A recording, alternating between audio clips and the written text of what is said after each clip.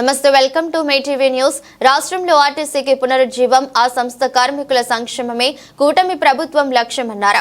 Chief whip Vinukonda MLA జీవి ఆంజనేయులు ఆర్టీసీని లాభాల బాటలు నడిపించడం, ప్రయాణికులకు సౌకర్యాలు పెంచడం, గ్రామీణ ప్రజలకు సేవలు విస్తరించడమే లక్ష్యంగా అనేక చర్యలను ముఖ్యమంత్రి చంద్రబాబు తీసుకుంటున్నారని అన్నారు. వినుకొండ ఆర్టీసీ బస్టాండ్ వద్ద కార్మిక పరిషత్ నూతన కార్యాలయాన్ని ప్రభుత్వ చీఫ్ విప్ ఎమ్మెల్యే జీవి ఆంజనేయులు గురువారం ప్రారంభించారు. కార్యక్రమంలో మాజీ ఎమ్మెల్యే మక్కెన మల్లికార్జునరావు, జనసేన నాయకులు నాగశ్రీను రాయల్, బీజేపీ నాయకులు లెనిన్ పి సైదారావు, కార్మిక పరిషత్ నాయకులు సిబ్బంది పాల్గొన్నారు.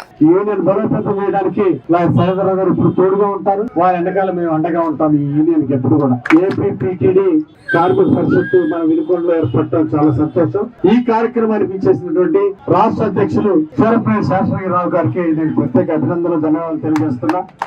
మరి యూనియన్ ఎక్స్పాన్షన్ కోసం ఎంత దూరం అయినా మేము వస్తాం, యూనియన్ కి అండగా ఉన్నాం, యూనియన్ కార్యకర్తలకు అండగా ఉంటాం అని చెప్పేసి ఈ రోజు మరి దూరంగా ఉన్న వినుకొండ కూడా వచ్చినటువంటి అధ్యక్షులు శాస్త్రగిరిరావు గారికి, మరి ప్రధాన రాష్ట్ర కార్యదర్శి వై శ్రీనివాసరావు గారికి, ఎడ్ల శ్రీనివాసరావు గారికి ప్రత్యేక అభినందనలు తెలియజేస్తున్నాం.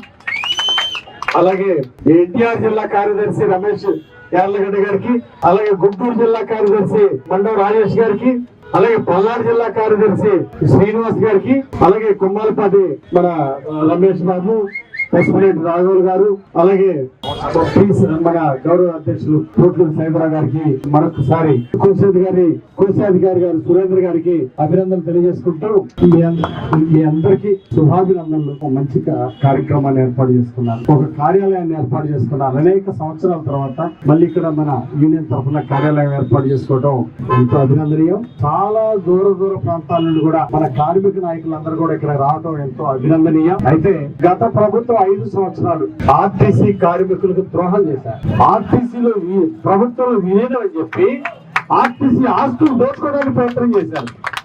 వాళ్ళకు బుద్ధిందే, ఆస్తులు దోచుకోవడానికి కలుపుకున్నారు. ₹1 జీతం పెంచారా? కార్మికులు ఏమైనా సంక్షేమం ఇచ్చారా? ఆర్టీసీ కార్మికులకి గత ప్రభుత్వం దుర్మార్గ పాలనలో ఆర్టీసీ నాశనం అయిపోయింది, అనేక ఇబ్బందులకు గురైంది, కార్మిక సోదరులు ఇబ్బంది పడ్డారు. మళ్ళీ ఈ రోజు ఎన్డీఏ ప్రభుత్వం వచ్చింది.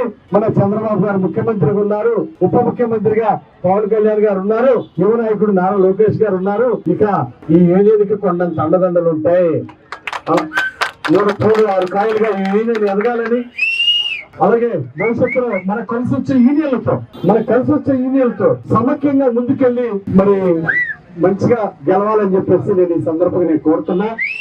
మనం ఒక్కడే గెలవడం కాదు, కలిసి వచ్చిన వాళ్ళని మనం ముందుకెళ్లాలా. రాష్ట్ర భవిష్యత్తు దృష్టిలో పెట్టుకుని కూడా మనం కలిసి వచ్చే అనుబంధ సంస్థలు కూడా, కార్మిక సంఘాలు కూడా మనం కలుపుకొని వెళ్ళాలని ఈ సందర్భంగా నేను సూచన చేస్తున్నా. ముఖ్యంగా మళ్ళీ ఈరోజు చంద్రబాబు గారు ఎలక్ట్రానిక్ బస్సులు తీసుకొచ్చారు. కొత్తగా మరి 1489 బస్సులు ఈ మధ్య కాలంలో గత 8 నెలలుగా ఇచ్చారు. కొత్తగా 14 బస్సులు దించుతున్నారు. ఆ తర్వాత ఎలక్ట్రానిక్ బస్సులు ఇవ్వబోతున్నారు.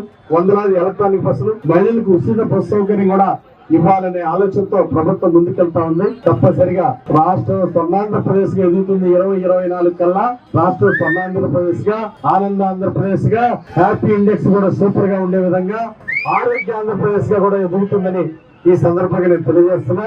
2047 కల్లా స్వర్ణాంధ్రప్రదేశ్ గా మన రాష్ట్రం ముందుకెళ్తుందని ఈ సందర్భంగా తెలియజేస్తూ, చంద్రబాబు గారి నాయకత్వంలో రాష్ట్రాన్ని ఇంకా బాగా అభివృద్ధిలో ముందుకు తీసుకెళ్ళడానికి అందరూ సహకరించాలని, మన ఆర్టీసీ లాభాల బాటలో ముందుకెళ్లి మరి తక్కువ రేట్లోనే ఆర్టీసీ ప్రయాణికులకు కూడా ఎక్కువ సర్వీసులు పెంచి, పల్లె వెలుగు బస్సులు కూడా పెంచి, అటు గ్రామ సేవల నుండి కూడా ప్రయాణికులకి మంచి సౌకర్యాలు ఇచ్చే విధంగా మన ఆర్టీసీ అభివృద్ధి చెందాలని ఆకాంక్షిస్తూ, సంస్థని లాభాల బాటలో నడిపే విధంగా, సంస్థ బాగుంటే అందరూ బాగుంటారు. ఆ విధంగా యూనియన్లు కూడా ఆలోచించాలని కోరుకుంటూ, నా వంతు సహాయ సహకారాలు ఎప్పుడు కూడా ఈ యూనియన్ కి నా అండదండలు ఎప్పుడు ఉంటాయని, నాతో పాటు మా మిత్రులందరి ఎన్డీఏ నాయకులందరూ అండదండలు ఉంటాయని కూడా ఈ సందర్భంగా తెలియజేసుకుంటూ, మాకు అవకాశం ఇచ్చిన ఈ యూనియన్ ఆఫీసు మేము ఓపెన్ లో పాల్గొన్నందుకు మా అందరికీ సంతోషంగా ఉంది.